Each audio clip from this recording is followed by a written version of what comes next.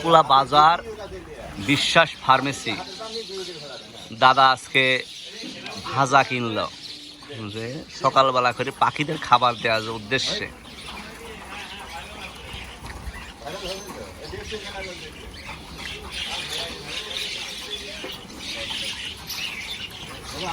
কুকুরটা তাও তো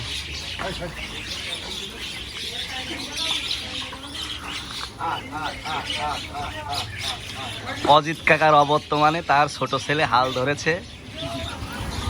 আমার অজিত কাকা গেছে বনভোজনে খাগড়াছড়ি।